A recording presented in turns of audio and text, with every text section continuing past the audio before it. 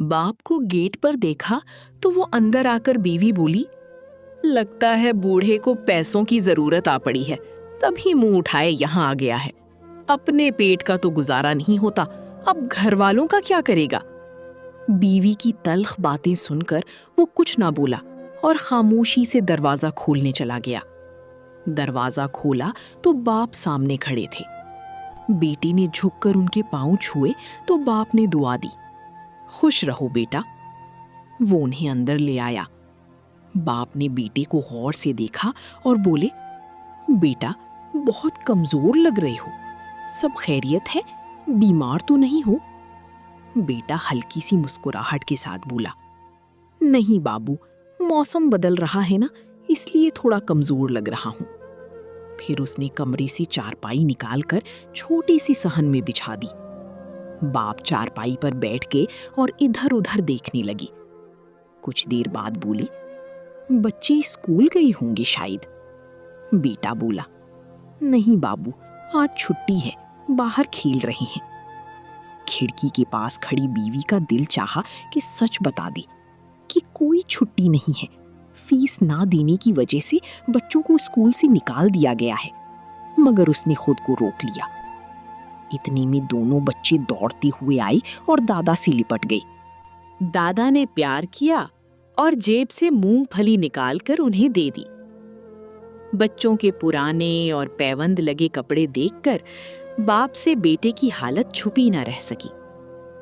वो ज्यादा पढ़ा लिखा नहीं था, मगर जिंदगी ने उसे सब सिखा दिया था। बहू चाय ले आई।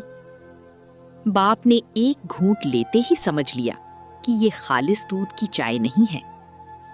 उन्होंने कप नीचे रख दिया, फिर बेटे को पास बुलाया। बेटा घबराते हुए जमीन पर बैठ गया।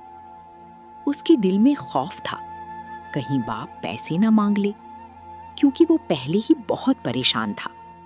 न बच्चों की फीस दे सका था, न बिजली का बिल, न बीवी की दवाई, और 3 महीने का किराया भी बाकी था। इधर बीवी चुपके से दीवार के पीछे खड़ी सब सुन रही थी। कुछ देर खामोशी के बाद बाप बोले, बेटा मैं ज्यादा देर नहीं रुकूंगा, आज ही वापस जाना है। काफी दिनों से तुम्हारी कोई खबर नहीं आई थी, तुम्हारी माँ बहुत परेशान थी, इसीलिए मुझे भेजा। फिर नरमी से बोली, मैं तुम्हारा बाप हूं, तुम्हारी हालत समझ सकता हूं। ये कहकर उन्होंने कमीज की अंदर वाली जेब से 500 की नोटों की 2 गड्डियां निकाली और बेटे की तरफ बढ़ा दी। ये रख लो, मैं कोई कमी नहीं है, मगर तुम बहुत कमजोर लग रहे हो, अपना ख्याल रखा करो, बच्चों का भी, और बहू को किसी अच्छी डॉक्टर को दिखाओ। अगर शहर में गुजारा मुश्किल हो रहा है तो गांव वापस आ जाओ, तुम्हारे बगैर हमारा दिल नहीं लगता।